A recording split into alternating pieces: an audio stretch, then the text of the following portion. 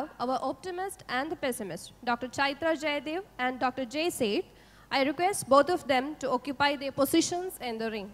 Please. Dr. Gopal S. Pillai, sir, you're the fence sitter for this session.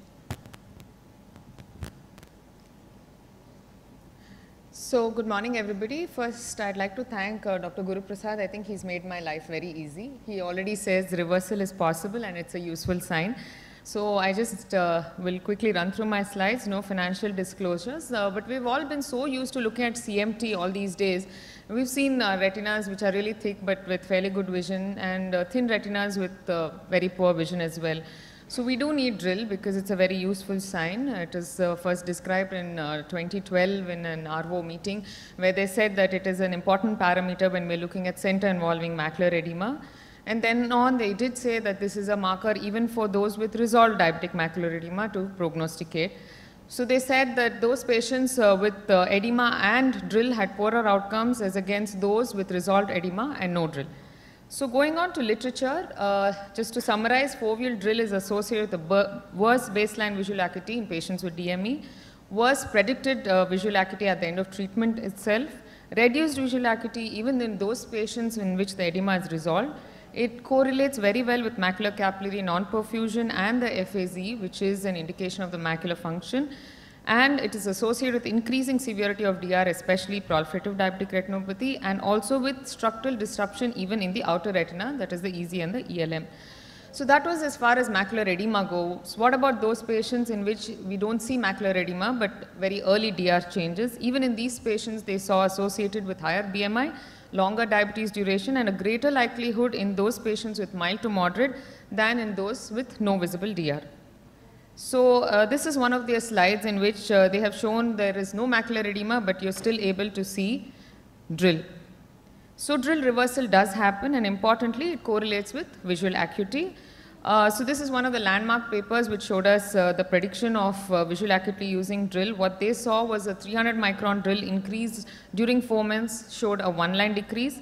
And when drill actually decreased at least 250 microns, there was a 75 to 78% increase in the visual improvement. So drill can resolve over time. Resolving drill is a good indicator of subsequent visual improvement, and decreasing drill presumably represents anatomical improvement.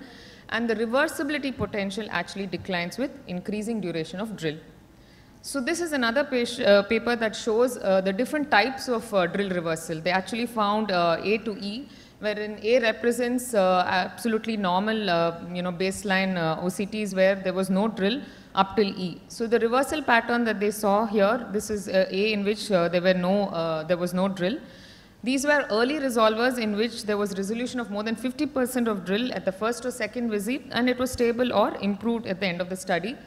With late resolvers, there was resolution in the third or fourth visit, and here again it remained stable or improved. And these were inconsistent ones, wherein the resolution was more than 50 at any point, but there was recurrence. And finally, the persistent ones in which they never showed any resolution of drill at any point of time despite the resolution of DME. So here the observations were with early and late resolution of drill, the vision improvement was definitely better. Non-resolvers, the vision was poor, and the greatest vision improvement was noted in eyes with no baseline drill. So this is an important which shows here that higher the base drill, the poorer the response to treatment. So this is one last study, the RELITE study, which shows that drill severity was maximum in fovea and least in the further scans. And the severity across all scans improved with treatment. And eyes with the most improvement also had the most improvement in drill. So we always wonder whether we can actually measure the drill. Yes, it is reproducible and also objective. So this is a paper that has shown that the reproducibility is pretty good. And important here is that we actually focus on the area where there is no drill and then trace these layers towards the foveal center. It's easier to identify. So these are some cases. Patient presented with 624 vision, and you can see that there is here disorganization, but with treatment you can see that the layers are well seen up till the fovea and good visual improvement as well. This is again another patient who presented waxing and waning disease with treatment, but finally settled with good visual acuity as the lines are seen quite well. So to conclude, drill is a robust biomarker for DME, for helps in detection and monitoring, management and tailoring of therapy, Prognostication. So drill affecting at least 50% of the 1 millimeter central retinal zone is associated with worse visual acuity in eyes with current or resolved edema. Thank you. Dr. J.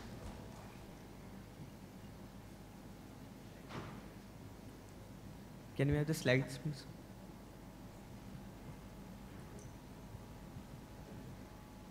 Yeah. So good morning, everyone.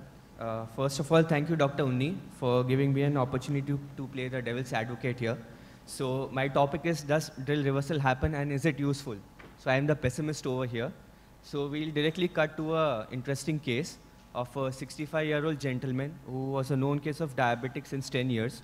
He presented with bilateral reduction of vision. His vision acuity was 6/9 in both the eyes with a normal anterior segment. On examination, he had presence of significant diabetic retinopathy changes, which on fluorescein angiography, there was presence of early neovascularization elsewhere in the right eye, and as well as there were few foci of NVEs in the left eye also. So he was diagnosed with presence of early PDR, and when we did an OCT for the patient, in the left eye, there was presence of drill in this area with presence of significant diabetic macular edema. And in the right eye, there was minimal drill present here with minimal edema. So based on the clinical findings, the patient was advised both eyes intravitreal bevacizumab with titrated PRP. However, the patient was lost to follow-up, and the patient came back again after a period of 10 months. So when he came back, he came with worsening of vision in both the eyes. So visual acuity actually dropped from 6/9 to 6/15. So, but on detailed evaluation of the OCT, I found that there was worsening of the diabetic macular edema. So this is the right eye when the patient presented at the current visit, but the drill had completely resolved in this location. So the drop in the visual acuity was because the vision had worsened. Even in the left eye, the drill that was present 10 months before in this area started resolving, but still the patient had a reduction in the visual acuity because of worsening of the DME. So this time we went ahead and gave him the injection as well as a PRP. And after a month's time, the drill started resolving in the left eye. But still the visual acuity did not improve because the DME was almost the same. Whereas in the right eye, the visual acuity started improving from 6/15 to 6/12 as the edema started improving. We went ahead and gave a second dose of injection in both the eyes. And after that second dose of injection, once the edema started coming down in the left eye, it is then that the visual acuity started improving and not because of drill reversal. So we'll just zoom in onto the images of the left eye first. So at baseline, the patient had drill in this location, which after a 10-month follow-up period, there was significant resolution in this area, but the vision worsened because the edema worsened. After the first dose of injection, the drill started resolving even further, but still the vision did not improve because the edema did not resolve. And after the second dose of injection, the drill started improving further, but this time the vision started responding better because the edema started improving. And even in the right eye, the drill that was present at the baseline, it improved and it vanished completely after a period of 10 months. But the patient had decrease in the visual acuity because of the edema that kept on worsening. And after the first dose of injection, since the edema started responding, the vision started improving. And after the second dose of injection, there was not much change in the visual acuity because the edema did not respond. So this is one of the papers where they actually correlated the visual acuity with the area of the FAZ. And they found that the occurrence of intraretinal cyst, drill length, and lens status was significantly correlated with the visual acuity in univariate analysis. However, when they did a multiple regression analysis, they did not find drill to be a significant OCT biomarker for visual acuity outcomes. So there are multiple challenges when it comes to drill. First is defining. Although it has been characterized by Sun as a lack of distinguishable borders between these layers, the definition actually lacks the accuracy that is necessary to detect such a non-feature reliably. The identification is made even more difficult because this disorganization may be there because of multiple other reasons, like presence of a cystoid macular edema or presence of hyperreflective foci. And each of these factors itself can affect the visual acuity.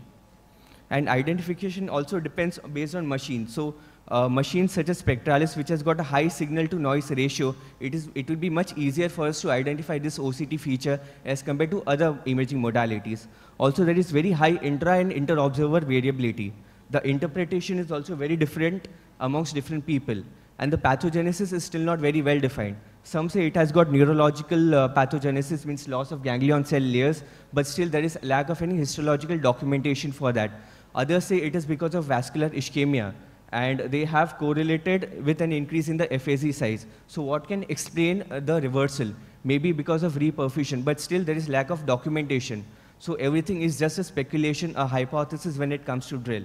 So if you ask me, does drill reversal happen? Yes, it may. But is it useful? I have my own reservations, because there are multiple difficulties and controversies in defining drill, and drill has not yet been sufficiently characterized by the use of traditional approaches to allow its standardized assessment. Thank you. Thank you very much. Thank you very much. So both presenters have had a wonderful debate. So drill, what is drill? Drill is basically disorganization of the inner retinal layers.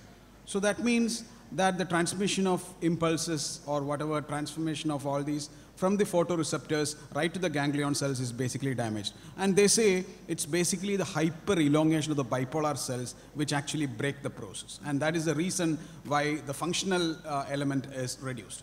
Now the first problem is about identification of drill, as Guru Prasad sir said and you had said. So large cystoid space can sometimes be mistook for a drill. And so the thin inner layers can be mistook. And these are usually chronic. And so we know that the large cystoid space may be difficult to reduce in size. And that may be one reason why the drill is not reversing.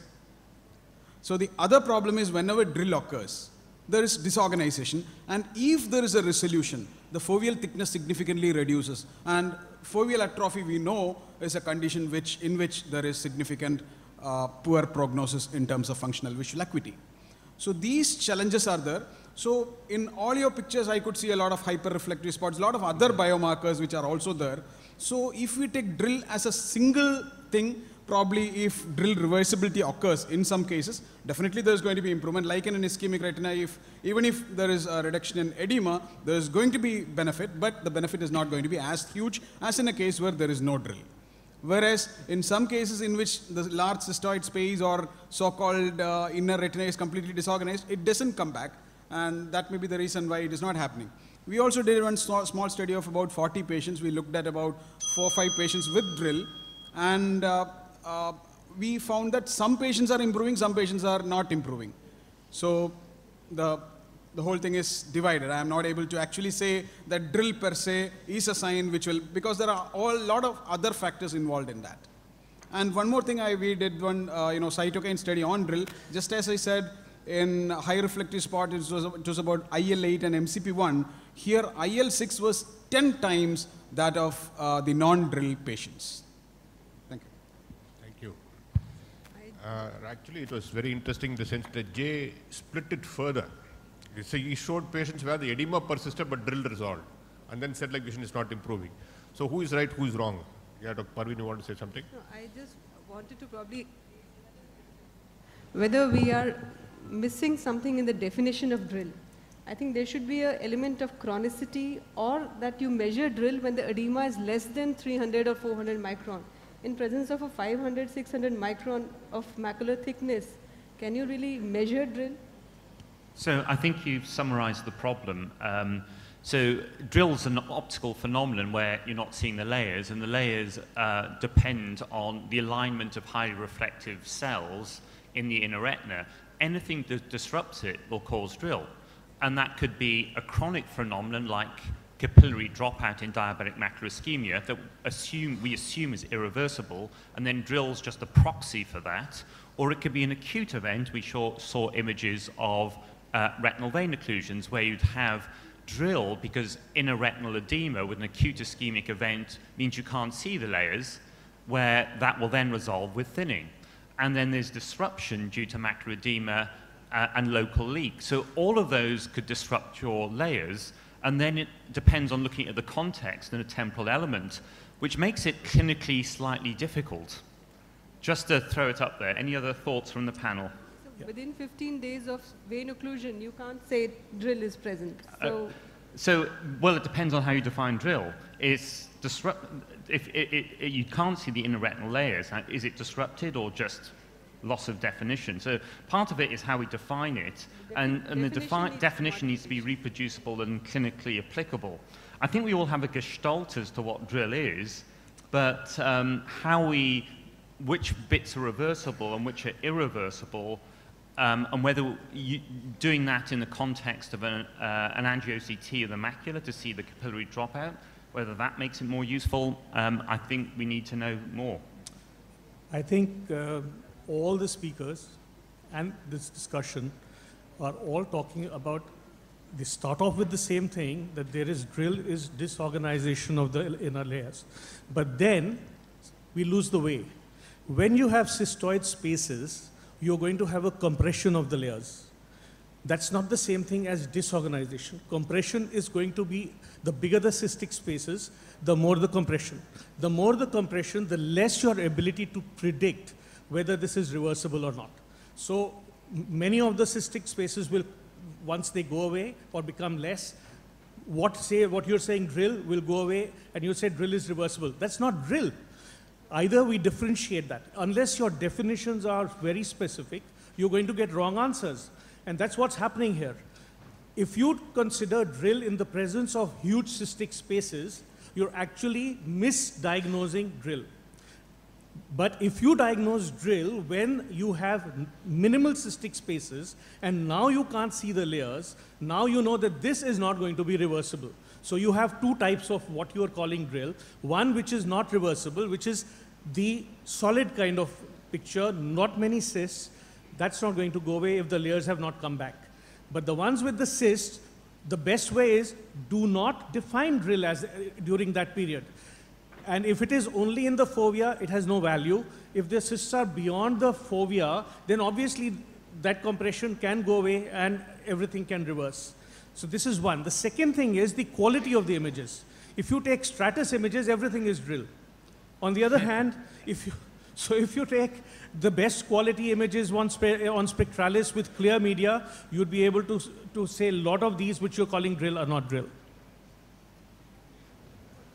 So I actually agree with everything that was just said. I have to confess that I have a bit of a bias because I don't look for this finding really anymore.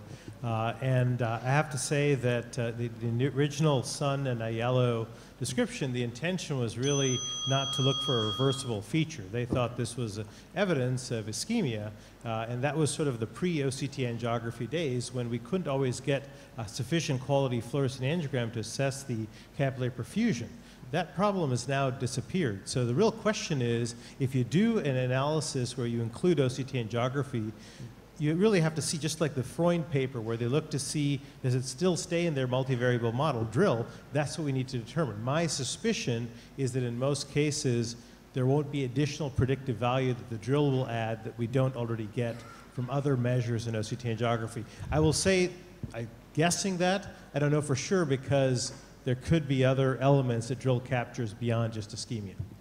Yes, so before the term drill, one of our PhD students, Dawn Sin, did some OCT correlates with macular ischemia and showed localized slight thinning, but didn't describe the disruption. And it was just a proxy for where the capillary dropout was. And it didn't really add or do anything else, but it was a good way of saying, oh, actually, if I did an angio-OCT or a fluorescein, we could actually identify, without the angio-OCT or the fluorescein, where the capillary dropout is. So I kind of agree with the two previous comments that it's probably, in the form without the macular edema, just a proxy for it, in most cases.